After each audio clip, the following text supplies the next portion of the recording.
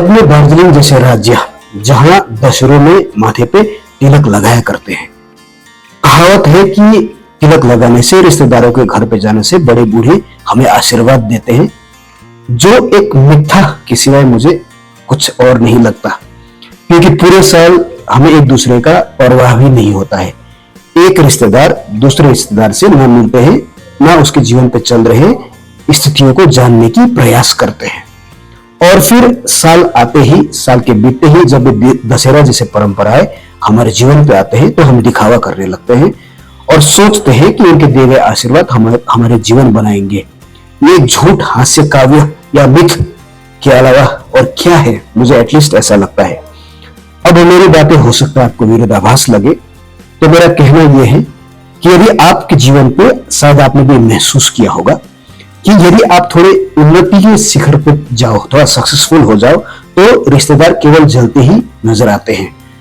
तो उनके मन में थोड़ा सा स्वार्थ होता है। यदि आप आगे बढ़ो तो आपके पांव खींच के कदाचित वो आपको नीचे ही दिखाने की कोशिश करेंगे, क्योंकि इक्वालिटी लोगों को पसंद आता है। वो क्यों आगे बढ़ रहा है? ऐसे ही मनस्थिति से इंसान चलते हैं, और खासकर ये ज्यादातर मैंने दार्जिलिंग में देखा है।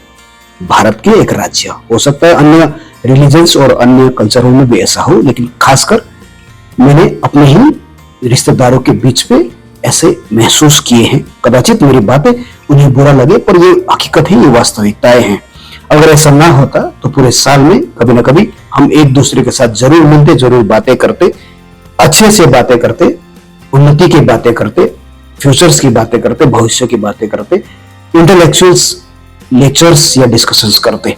पर ऐसा कभी होता नहीं है सिवाय अवहेलना के।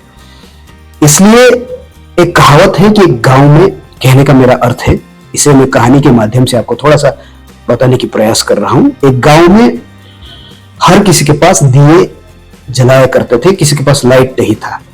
तो एक इंसान थोड़ा सा उन्नत हुआ, गया होगा शहर, यहाँ वहां थोड़ा सा अपने घर पे लाइट्स को ले आए, यानी कि एक इमरजेंसी लाइट्स या लाइटिंग कुछ लेके आए होंगे। तो अब उसे देखने के बाद बाकी घरों में 100 में से 99 घरों के लोगों को ऐसा लगने लगा कि उसके घर में तो अभी उजाला है, मेरे घर में अंधेरा। तो उनके पास एक ही विकल्प था कि वो भी जाए, बाहर जाए और ऐसे इमरजेंसी लाइट को घर पे लाए, या सिंपल है, जो अकेला इंसान है उसके घर पे उस इमरजेंसी लाइट को तोड़े फोड़े, चोरी करके कहीं फेंक दे, ताकि सबके घर में अंधेरा हो, तो इक्वालिटी बना रहे। अब कौन सा आसान तरीका है, ये आप खुद ही समझ सकते हो। इंसान की मनस्थिति ऐसे ही चलते हैं, और खासकर ये फिलोसफी रिश्तेदारों में देखे गए। रविन्द्रनाथ टैगोर का एक कथन मुझे बड़ा सही लगता है कि परंपराएं कुछ भी नहीं है यदि आप अंदर से इंसान बन के परंपराओं को ना समझो।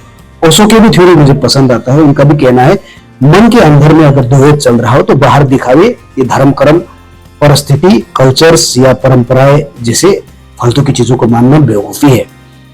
एटलीस्ट मुझे भी कदाचित ऐसा लगता है। ऐसा मैं नहीं कह रहा हूं कि धर्म बुरे हैं, और यहाँ पे मैं दूसरे धर्म की प्रचार नहीं कर रहा हूं। बेवकूफ मत बनिएगा ये सोच के कि मैं अन्य धर्म की बातें कर रहा हूं या उन्हें अच्छे दिखाने की कोशिश कर रहा हूं। इतना बेवकूफ ना आप है, ना आपको बनने की जरूरत है। कहने का मतलब बस इतना ही है कि दिखावा मत करो। यदि रिश्तेदारी है, संतान है, रिलेशंस में कोई लोग हैं, तो उनके साथ बात करो, अच्छी बातें करो, उनके जीवन को क्या चल रहे हैं उन्हें समझने के प्रयास करो।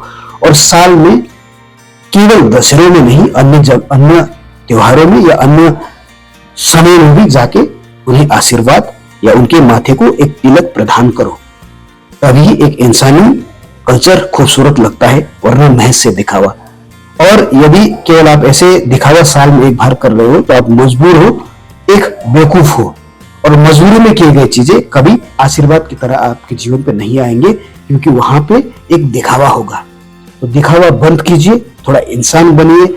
बदलते हुए परिस्थिति और मनस्थिति के आधार से बदलाव अत्यंत अनिवार्य होते हैं। इसलिए मैं इस तरह की बातें कर रहा हूं। कदाचित आपको लग रहा है कि आज बातों में एक प्रेरणाएं क्यों नहीं झलक रहे हैं, तो ध्यान से देखा जाए तो ये प्रेरणाएं हैं यदि आप समझो।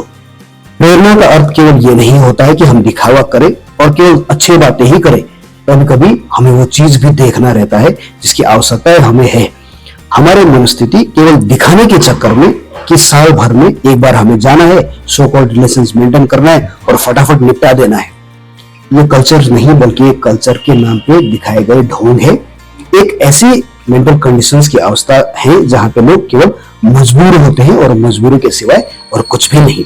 इसलिए ऐसे सिचुएशंस के कारण, ऐसे दिखावों के कारण हमारे रिलेशंस के बीच में, हमारे रिश्तेदारों के बीच में, हमारे और उनके बीच के प्यार, मोहब्बत, स्नेह और भाईचारा दूर हो रहे हैं, क्योंकि हमने एक टाइम फिक्स कर लिया है जिसे हम दसई दशहरा कहते हैं।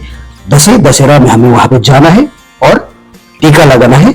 फटाफट जो भी सिस्टम्स है स्टेप्स बाय स्टेप्स फॉलो करना है और खत्म करना है। टीका वीका लगाया, जो भी लेन देन किया, खाना पीना खाया और निकल लिए। और कहीं कहीं घरों में तो हम उतना भी नहीं करते, सिर्फ जाते हैं, अपनी चीजों को रखते हैं, थोड़ा सा बात कर लिए, फॉर्मेलिटीज कर लिए और कहानी खत्म। ये फॉर्मेलिटीज नहीं तो और क्या है। यूं कहा जाए तो पुराने दिनों पे ऐसे होते थे। एटलीस्ट 80s या 90s से पहले हम घर में जाते थे, एक एक करके एक एक दिन हर किसी के घर में बिताते थे। माहौल अच्छा होता था और लगता था कि पूरा महीना अच्छी तरह से बीता है, सुकून भरा बीता है। जो थकान पूरे साल का था, ये महीना दशहरा के महीने में निकाल दिया है एक आशीर्वाद के साथ में। पर ऐसा अभी होता नहीं है।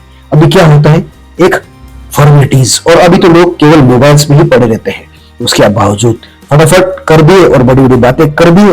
और इनफैक्ट ऐसे दिनों में भी टीका लगाने के बाद, टीका तो लगा दिए, आशीर्वाद तो दे दिए, पर उसके बाद एक दूसरे के अवहेलना, यानी कि ऐसा था वैसा नहीं, I am so called best, तुम्हारा जीवन ऐसा है तो तुमसे मैं बेहतर हूं, ये है वो है, सिर्फ दिखावा और कुछ नहीं। ध्यान से देखो तो आप मेरी बातों को समझ पाओगे, यही सच्चाई है। इसलिए सच्चे रहना है, इंसान रहना है, तो आपको ऐसे नियम को नहीं मानना है। क्यों मानेंगे ऐसा नियम जो साल भर में केवल एक बार आते हैं और आने के बाद में भी केवल दिखावा ही लाए और दिखावा के साथ साथ में फॉर्मेलिटी जैसे खत्म, फिर अवहेलना शुरू। फालतूगिरी नहीं है तो और क्या है।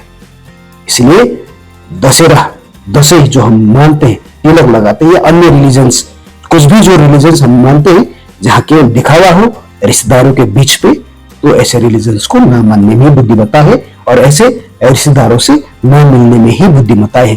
क्यों मिलेंगे हम, जब आपके घर केवल आपके एबिलिटीज के सहारे चल रहा है। आप अपने घर के हीरो हो तो be the hero for your own family instead of showing that you are the capable for entire relationship. क्यों करना है ऐसे, क्यों दिखाना है हमें हीरो बनना है सबके साथ में। नहीं चाहिए ऐसे रिलेशनशिप। चाहिए तो वो लोग जो आपको समझे, इससे अच्छा तो वो दोस्त बने, इससे अच्छा तो वो इंसान बने जो आसपास में रह के आपके दुख सुख में साथ दे रहे हैं या आपके जीवन पे चल रही परिस्थिति को अपना समझ के आगे लेके जा रहे हैं। उससे तो वो दूर बैठा हुआ इंसान ही सही है जो एटलीस्ट आपको समझता है। ऐसे रिश्तेदारों के पीछे समय व्यर्थ करना बेवकूफी है। इस बार दशहरा जब आएगा तो मेरी बातें जरूर सोचिएगा और समझिएगा कि वास्तविकता में दिखावटी रिलेशंस और सच्चे रिलेशंस को समझने वाले मनस्थिति ही आपको बुद्धिमान बनाएगा, आपका डिग्निटी बरकरार रहेगा। और ना आप केवल बेवकूफ बन रहे हो, सामने वाले को केवल एक अपॉर्चुनिटी दे रहे हो कि you are so called best. Why they are so called best? Best तो आप हो, आप समझते हो, आपके पास इंटेलेक्चुअल से आप दुनिया जानते हो, फिर खुद को प्रेजेंट क्यों कर रहे हो? क्यों फालतू के आशीर्वाद ले रहे हो जो दिखावा का है? इसलिए इस बातों को थोड़ा ध्यान से सोचिए। दिखावा नहीं, एक्चुअल में रिलेशनशिप समय पे साथ देना और सही वक्त पे साथ आने वाले सिचुएशंस और रिलेशंस को ही रिलेशंस या रिश्तेदार कहते हैं। बाकी सब दिखावा है, केवल कल्चर के नाम पे मूर्ख बनने वाले परिस्थिति और कुछ नहीं। किसी को मेरे बातों से ठेस पहुंचा हो तो मैं माफी चाहता हूं, पर मेरे बातों को सोचिएगा जरूर। धन्यवाद।